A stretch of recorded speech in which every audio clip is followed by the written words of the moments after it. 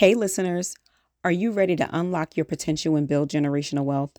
Join us at the Health and Wealth Expo Live Summit on October 24th at the National Harbor in Maryland. It's your chance to learn from top experts and take control of your future. Visit healthandwealthsummit2024.com to register today. Can you share an experience or an example of what you mean when you say institutional darkness? Yeah, I think it can, there's so many different things that it can be, but for me personally, the institutional darkness, a lot of mine had to do with racism and bias and being in spaces where people didn't want you to be in charge. And so I had to fight through a lot of that. Welcome to Nurses with Voices. I'm Dr. Lindra, your host and fellow nurse who's traded in burnout for breakthroughs. I'm here to show you how to transform your nursing career into one filled with purpose, reduced stress, and incredible opportunities. Whether you're looking to start your own business, build generational wealth, or simply find a healthier role in nursing, this podcast is for you. Join me to explore practical strategies to overcome burnout, combat bias, and chart new paths in nursing. It's time to reclaim your voice and reimagine your future in healthcare. Let's get started.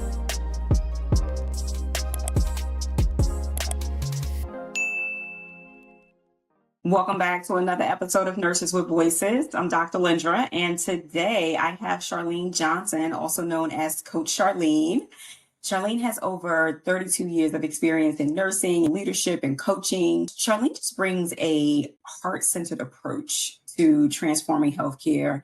And as a certified Caritas coach, and we're going to talk about that, and a heart math trainer, we're going to talk about that as well. She empowers individuals and teams to elevate their personal resilience and rediscover their purpose. Charlene, thank you for joining us today. And you have such an incredible journey for advocacy and your mission to ignite change one heartbeat at a time. And I love that. I want to go ahead and let you introduce yourself and just talk a little bit about, Caritas, being a Caritas coach, heart math trainer, and one heartbeat at a time. Sure. Well, thank you so much for having me on this podcast. I couldn't wait to talk to you because you were so amazing on my podcast. Like you said, they call me Coach Charlene. I definitely have been in the industry for over 32 years, probably more than that, because when I was 17, I decided we didn't have the money. So I joined the Army and I went into the military so that I can go to school. So I've been in the medical space for quite some time, but the passion, I'm going to say it like this. The passion about being a nurse, like I knew I wanted to be a nurse or a flight attendant, but the nurse won over because I saw my mom kind of doing the nursing thing. I think she was at the time called like a LPN. And so I used to see her dress up in her little white and stuff like that. So it was always a desire to do that. But, as I got into nursing, and I think I hit about in 2010 in particular, I hit this burnout spot. But my organization brought in caring science, the theory that Dr. Gene Watson kind of originated. And so when they brought that in, it reinvigorated me. And I mean, I like lit a fire, that dim little light that was burning out got a fire. And then I just like totally was like, okay, I want to know what this is all about because it was who I was. This is how I take care of my patients. This is how I take care of people. I take care of them from the heart. And that has so many principles of love in it that I just like literally fell in love with it. And I became a Caritas coach. And then I started just like getting so fired up that I started creating curricula and just teaching it and igniting fire in other people. And then on the heels of caring science, which really is, I like to simply say it, it's a way of being while you're doing. Instead of me just going in and doing an assessment, I'm leaning in, I'm listening, I'm observing, I'm really trying to connect beyond those eyes to that soul of that person.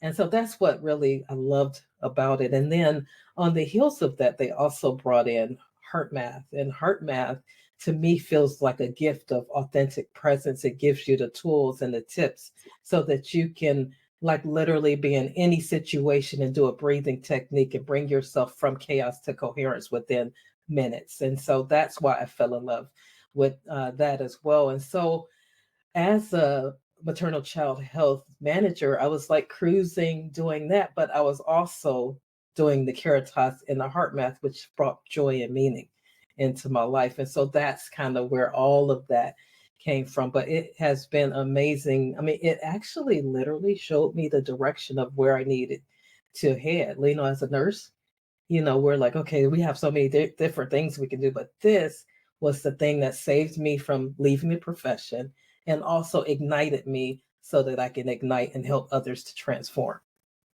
So, how so? When you say it saved you from leaving the profession, can you talk a little bit about that? Yeah, I can, because what I noticed is I was beginning to uh, the the adjectives that the symptoms, I'm going to say, I was agitated, I was restless, I was just frustrated, and I could not figure out like what is going on. I love what I'm doing, but I don't love the darkness that was the institutional darkness, is what Dr. Jane Watson calls it. But there were so many things, like sometimes you're so busy you don't even get time to connect with those that you really want to connect with, meaning your staff and the patients and things like that. So that's the part that was really starting to irritate me. I was like, man, there has to be something else. And so when I say it saved me for being in the profession, I really was considering, like, maybe it's time for me to do something different. Maybe I should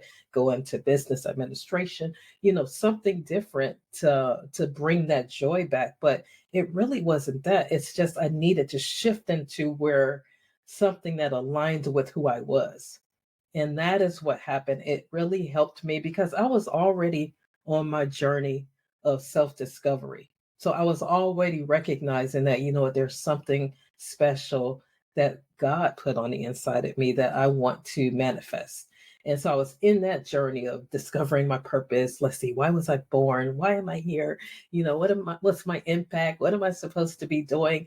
And so I was doing that kind of work on the outside, but I wanted to be doing that kind of work also on the inside. So Caring Science helped me to be able to integrate that love, that caring, that compassion for one another on the inside in the corporate space where I was. So we were able to lean in and talk about forgiveness and talk about surrender and talk about all of those things that sometimes we hold on to that causes us to lock up our love flow.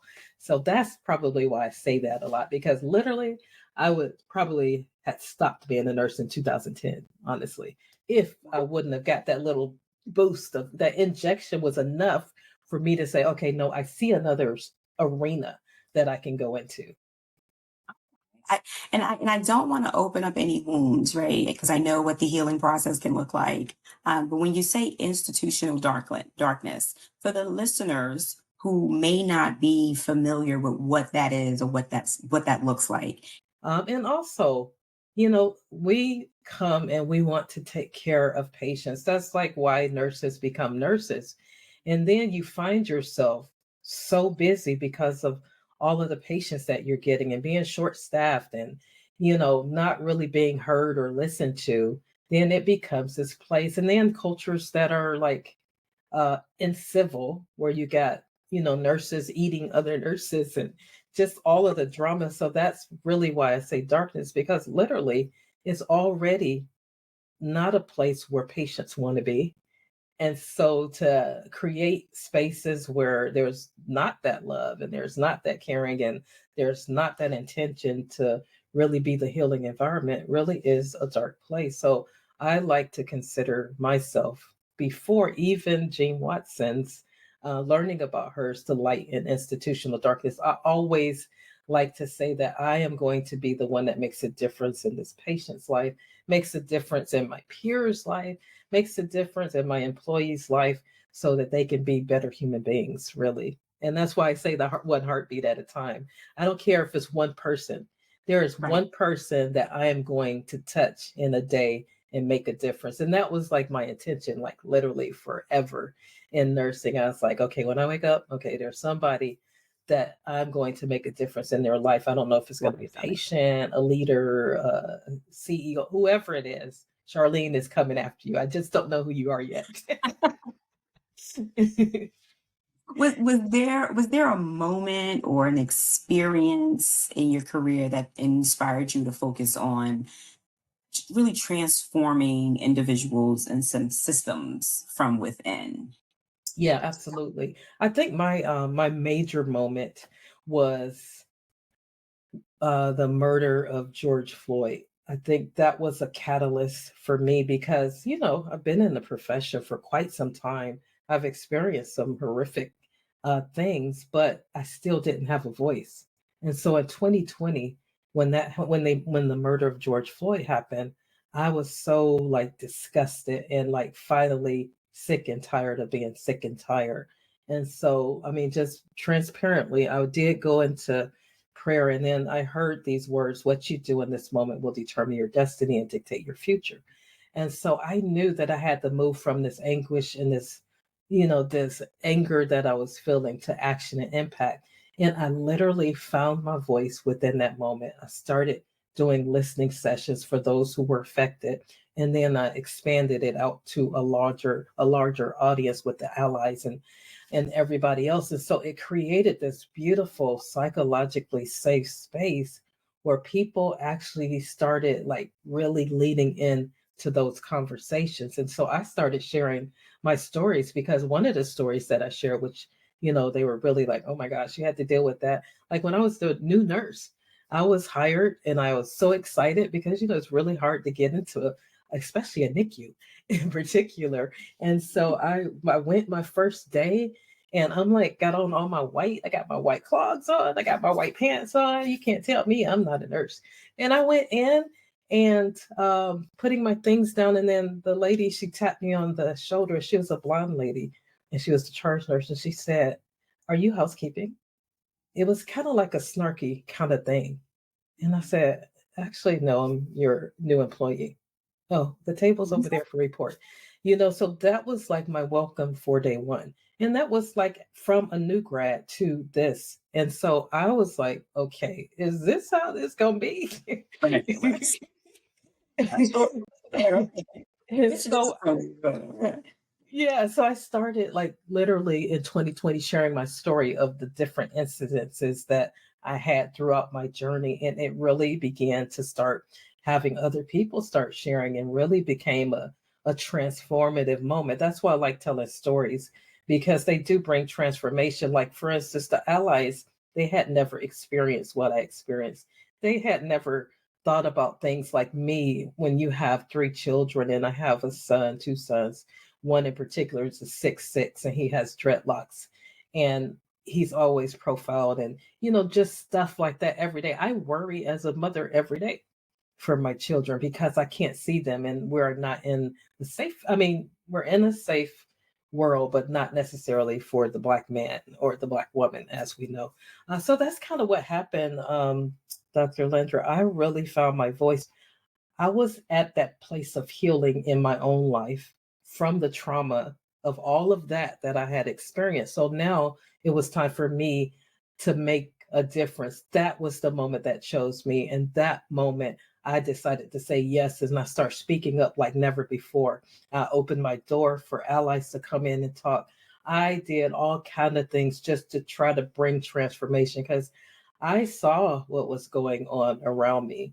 And then I allowed the space for other employees to share what they were dealing with. And it was so healing and it was so profound, very traumatizing, I must say. But that was my commissioning. I felt like that was what Charlene was supposed to contribute before she left. And so I'm super excited that I did that because I had an opportunity to help co create some content for training and everything too. So you said so much, and it's and no, it resonates so deeply. It really does. And I love when you talk about the moment that chooses you, and that's the name of your podcast, right? The Yes, moment that yes. chooses you, and that's where that came from. So is your podcast is where you share these stories? right? Yes, that's what my podcast is about. It's about I interview trailblazers and change agents who really dare to dream, that dare to disrupt themselves or the systems that they're in, and did something, courageously, and they just share their story about what they did because, like, literally, that was my moment. Like, I think that there's moments that choose all of us if we have not turned a deaf ear to it, and it chooses us to do something different than what we're doing now, even if it's like birthing a dream or starting a business or whatever that thing is. There's moments that call us into them. So that's what I like, unpacking those moments, because those moments are transformative. They're amazing. They're scary.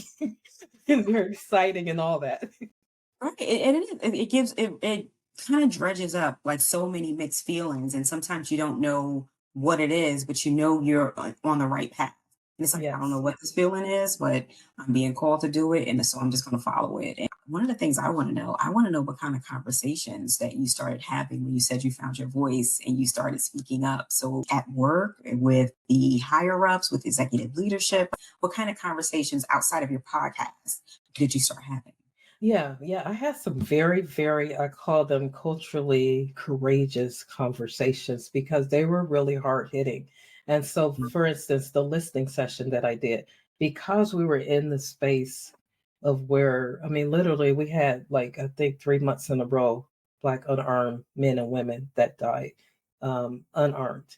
And so, in that space when George Floyd happened, because I think I might have been the only Black nurse leader at that time. No, I think we had a couple more, but I was the main one. And so my A&Ms, they were in the midst of working because I was on vacation. And so she texted me and she said, Charlene, I don't even know what to do. I don't know what to say. Like, what do I say? I want to support the staff, but here's this white girl and they're not going to listen to me. So, it was a lot of that, apprehension and things like that. So I say, I tell you what, I'm going to create something I just want to do it for the people that have been affected right now. So I did like a little Zoom soul. I forgot what I named it at the time. It was something just to minister to their soul. And I'm telling you, I was like a mess by the end of that session because I opened up the platform to share stories. I shared my story, and then they started like really pouring out and talking about all of the stuff that they're going through and all of the bias that they faced and what they're dealing with. It was just so like healing for us. And so then after that, I was like, okay, I gotta go beyond this. So I went back to work, talked to my director, and I said, I need to do one on a bigger scale for the doctors, the nurses, like for everybody. And yes, it's gonna be very, very challenging, but I want to do it and I want to make people uncomfortable. And she was like, why do you want to make people uncomfortable? I said, because I'm uncomfortable every day when I walk into spaces when I'm the only one. And so she was like, "Oh, okay, got it." And Yeah, so then, right. yeah, so then I had an opportunity to do that, and it was like the most wonderful thing because, like, then our allies could see what we were saying. They didn't understand it, but they could relate as far as like pain and suffering, but still having to show up and be your very best, still having to show up, and then you wonder why I have an attitude, still having to, show up and do my job, and you wonder, why am I missing it in certain areas? So it was very rewarding. And so then after that, um, they asked me to do a 3-part series. And so we did a 3-part series on racism, allyship, and privilege. And so I did the first one on racism, and that's where I like literally shared my story with like literally everybody over the hospital. It was hospital wide and other people outside of the hospital saw it. So there was a person that pinged me during that session, and she was like a lifesaver in a sense that she was like the first person that saw me, really saw me and what I was doing and what I was attempting to do. And so she reached out and she was like, hey, who are you? Can I get to know you? You need to be in this space to help us do this, that, and the other. And so it just like emerged into this beautiful sponsorship. And she got me involved in a lot of different things where I had been like stagnant for so long, literally since until 2020 in that particular space, got on the team, the equity team, and I just began to start like sharing stories. Like people would call, "Hey, could you come to our staff meeting?" And it was so many calling at one time, sis. I had to just create a video, and then I created a video, and I say, "Here, play this at the beginning of your staff meeting, and then just be open and let them do the rest." Because I knew that once they heard my story, the ones that have been marginalized were going to talk, and they were going to let that go out, and it was beautiful. So that's kind of how I started speaking up. I started really having these very difficult conversations. I had them with my CNE. I've had them with so many different people. And I think that was like my moment. That was my moment. I found my voice and I wasn't afraid to start sharing it. I think I had got to this place of I don't even know what the word is, righteous indignation, where I was like, okay, Charlene, your silence is doing nothing. And that's where I found that quote about, I think it was Martin Luther King, and he said something like, the moment we become silent is the moment our life ends. And so I was like, okay, nope, I'm not going to be quiet anymore. I'm going to make a difference in this space. And I feel so blessed that I've had an opportunity to do that before I left, because I think I would be like really mad at myself Right, if right. You know, I things that did. you don't do, right? That you Yeah. kick yourself. You're like, why didn't I say this? Or why didn't I do that? So, Yeah. share a little bit about how that conversation went with you and your CNE. We had a really wonderful, tough conversation, honestly. And I mean, I feel at liberty to share it because she shared it before and she has done so much transformation in the process. But when I first had an opportunity to meet her, I actually set it up. I was like, hey, I need to meet with you because this is what was bothering me. I was like one of the few Black nurse leaders in the nursing leadership in the hospital. And so I was like really challenged with that thought. I was like, we got to reflect our population at every level. And so I reached out to her and she was like so accommodating. She's, oh, yeah, let's connect. And she had just like started being CNE. And so I said, do you recognize that I'm like the only Black nurse leader? And she was like, well, I don't really see color. And I was like, that's like the problem, but we do, and other people are talking about it. And then she was so open and she said, let me do this. Let me connect you with, I know someone that's doing the DNP project on Black mentorship. She said, let me connect you with that. But after that, that was the hardest conversation because I'm gonna be honest. I felt like I was carrying the weight of all of the marginalized people that were on my unit and in the hospital because they were talking about it. Like literally, they talk about it. You just don't know they're talking about it. I was just bold enough to say, hey, look, this is what people are saying. And this is what I'm feeling right now. I feel like I'm carrying the weight of all of humanity, Black humanity on me. So I wanted to say something about it. I can't hold it anymore. And I was crying in that conversation because it was really tough. I've never done anything quite like that before. And it was a beautiful conversation. It was hard, it was challenging. But Right, what right, was really a blessing afterwards, before I retired, I had an opportunity to meet with her, and she thanked me for that because that set her on a journey to do the implicit bias test where she needed to say, okay, I got to do some work.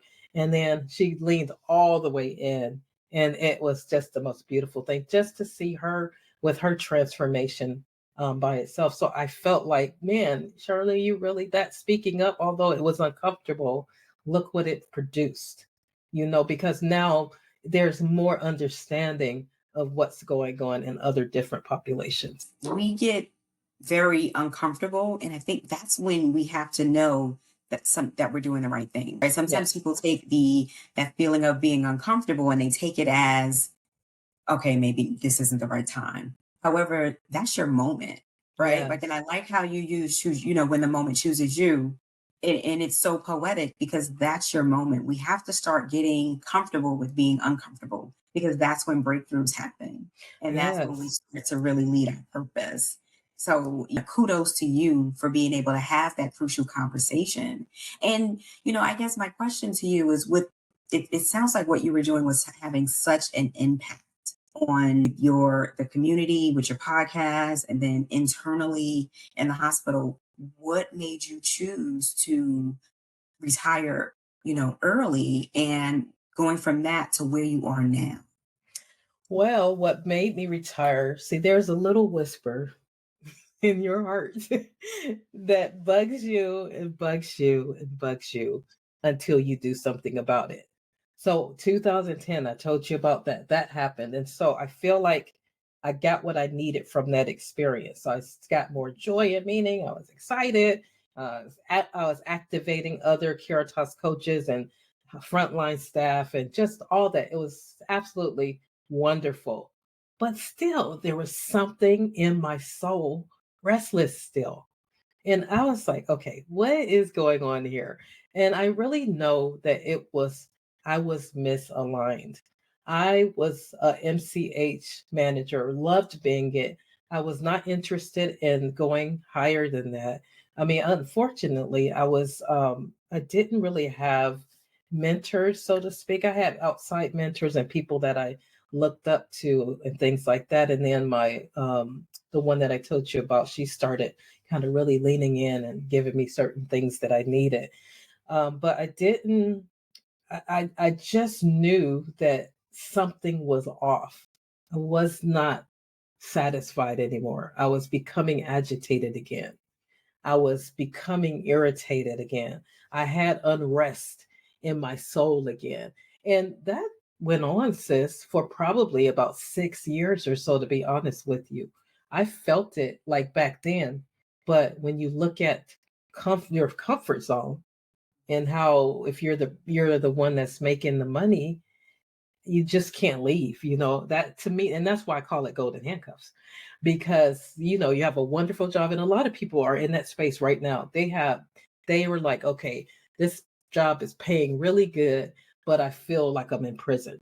And when I Mm. say that, prison I mean, where I can't follow the dreams that are in my heart. I want to be able to impact more healthcare workers. I want to be able to impact more organizations with this gift that I know that I have. And so I start feeling that. And so since I couldn't, because I tried to look and find positions that would perhaps fit what I'm trying to do. I created job description. I mean, I did it all. And it finally dawned on me. And my coach, Al Hollingsworth, will never forget it. He said, you know what, Charlene? You keep trying to swim around in the pool where God's called you to the ocean and he wants that ocean to pour back into the pool.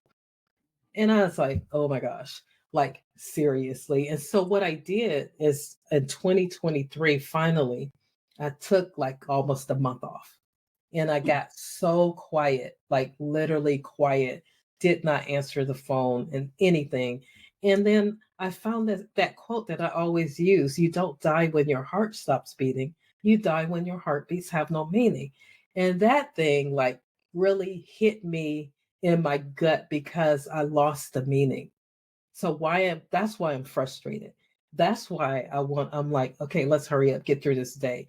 That is why I knew that this calling that's on my life right now, I have to say yes to it. It was scary. It was like, oh my God, I can't believe I'm going to do this. But it was so necessary. And so I just kept going along. I announced it. And everybody was like, oh, yeah, Charlene, you're right. You're right. You said that 5 years ago. And then they did because I did. But I did not have the courage 5 years ago, although I felt it that that's what I needed to do. So I built the courage up enough, and the timing was perfect. The timing was right. I don't think there's really ever a perfect timing, to be honest. When you on the inside become aligned, that's when you just do it and you don't even care what the result is going to be. And quite honestly, I had to start, sis, believing in my own significance. That's so powerful. It really, really is. I really want people to hear what you just said. It's believing in your own significance and like everything. This is so rich because it's almost like you're speaking to my soul. And Mm, I know so many listeners are thinking the same thing. It's one of the reasons that, I shared with you that we have a health and wealth summit coming up. And yes. it's really to help people that are in that type of situations, right? And That's that's why we call wonderful. it the Health and Wealth Expo. And it's because when you talk about merging your health and your wealth, right? And looking at it from a holistic approach, right? Not Yeah. only are we talking about finances and financial literacy and real estate investment, we're also talking about self-care. Yeah. And the target audience are not only healthcare professionals, nurses in particular, it's those who are right where you are. They need something else. Like, this is not it anymore. I'm no longer aligning with the mission or the vision of not only just the organization, but with myself. And I'm being Yes. called to do something different. And that's why I do what I do. That's why you do what you do, because you know that there's people out there, and it's more than one person. But even if you reach just one, I'm fine with that. Like, I'm Yeah. fine with knowing that someone else, I was able to help someone. And when it's like you said, when you're called to do something higher, to make change, and when you're inspired by it, you really don't care. And I think I shared with you, I walked away from a position too, with Yeah. no position lined up. When I resigned, people were asking me, like, where are you going, where are you going? I'm just resigned because I needed to do that for me, Yes. right? Like, that was me coming into alignment with me, saying, like, this is not it. Oh my And God, that's so rich. You come into alignment with you. yeah, Like that is so rich because that's the challenge. Like you're covering and you're like got this mask on and you're being somebody that you're not. And when you finally get to that alignment moment, man, it is so freedom. I mean, I was so freedom. free when who I was matched with why I was.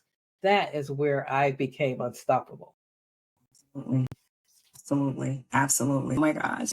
Now, so with your focus on, with the Caring Science Academy, right? And your focus on reducing bias through, how do you see these practices shaping the future of, healthcare, of leadership, of yourself, even, and your community? Yeah, I really believe like since just seeing what happened when we applied caring science, um, it was like we had never been able to get it down to the front lines. It always like in leadership and these initiatives were going forth, and we did caring science, but it was like the leaders that were getting it. So we needed it to go to the frontline staff. They're the one that's taking care of the patients. They're the one that need to learn how to listen. They're the one that need to learn how to be present and be while they're doing and not be so task oriented because in with the pandemic, the double pandemic, people became they lacked compassion. They lacked their why again. And here you are taking care of patients, they're going to be taking care of us. So that's where like the passion within me was like, no, I got to, whatever piece I can do to help this, I want to do it because we did a program and oh my God, the transformation went down to the front staff and I was blown away by the results. I mean, we had like, there was one person that actually was contemplating suicide. And after that 4 months, they were reinvigorated. They were ready to move on. So when I saw the power of really focusing in on your staff in that way, the quadruple aim is what it's called in quality. But when you focus in on your care team, that is, I mean, there's no price It's in that. huge. Yeah, I It's mean, you know what huge. I'm saying? Like you should pay to make sure that your care teams are taken care of because here's the deal. Since 2020, people are challenged and there's people that are still challenged and it's 4 years later. And yeah, so we got, I mean, there's a lot of work to be done, but if organizations do not concentrate that effort and put the resources behind it to say, let me do something to help these staff members out, to help your leaders out, because the leaders are struggling too. Yeah. So Absolutely. anyway, so that's really where I want to make an impact at now. I want to be able to go individually and in organizations and really to help with exactly what I'm talking about. As far as the conversations, that's just who I am. I love I have figured out a way because with Dr. Jane Watson's theory, the theory of caring, there's 10 principles to it, but one of them is be open to the positive and negative expressions and authentically listen to another person's story. So that invites me to have these very difficult conversations, to to call people out when they're saying the wrong thing. Just like when I did my culture humility project, that project helped people to have these conversations because it was I think it was the 5 R's of culture humility. But when someone says something, for instance, like in during 2020, when all of the George Floyd happened, everybody was like, "Oh, Black Lives Matter. Oh, Blue Lives Matter. Oh, everybody got into this crazy stuff." So Yeah. I really unpacked right then with our allies why it was not smart to say any of that in our space where we work at. And then we talked about why. But they were like, oh, okay. So they just didn't get it. And so to be able to have those conversations where people are becoming more wise and being more careful and self reflective before they speak out of their mouth.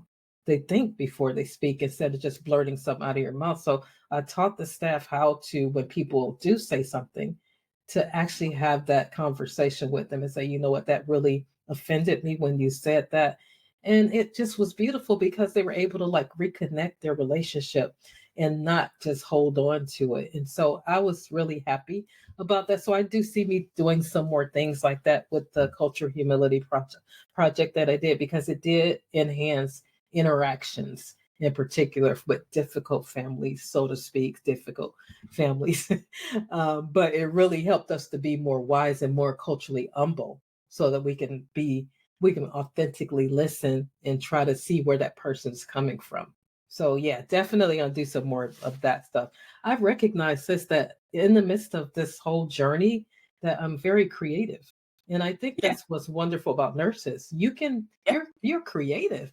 You just don't know it. You've been just I just buried don't under know. busyness. Yeah, Yes. Yeah. exactly. So We get so used to trading our time for money, right? And yes. we get so used to someone, what time do I have to be to work? I'm going to go in, I'm going to swipe in, I'm going to swipe out, I'm going to get paid Yes. in next week or in 2 weeks. And that's what we get used to. And not understanding that we're being so well trained and our Yes. skills are so transferable, but some of us, we miss out on that opportunity. And it's fine. I'm not going to say we miss out on opportunities. Some people, that's just their life and they're happy with it. And that's okay. Yes. There's so much out there that we don't even realize that we can do as nurses. And it's about, getting uncomfortable. It's about getting in the right rooms, being in the right environment, or just, connecting with the right people sometimes to really put certain things into our mind, into our thought process, so that we say like, oh, like, okay, I never thought about that.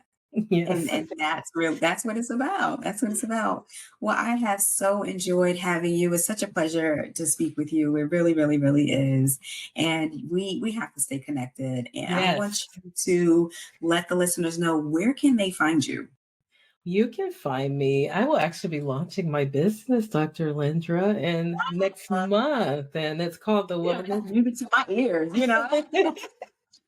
Yeah, it's called the Wellness Whisperer Coaching and Consulting. And so I definitely am going to launch it probably to start actually physically doing the work next year, but because I want to like really have 6 months just doing my thing. So I've just been creating and building. So the wellnesswhisper.com. I also have coachcharlene.com. And when the moment chooses you, I'm on LinkedIn. I'm on all of the social media platforms, probably except for Twitter. So anyway, it's been such a joy to talk to you too. You are such a Thank you. dynamic, um, just a dynamic change agent. I remember when I saw you the first time and I was like, my mouth was open. And I was like, oh my God, I love her.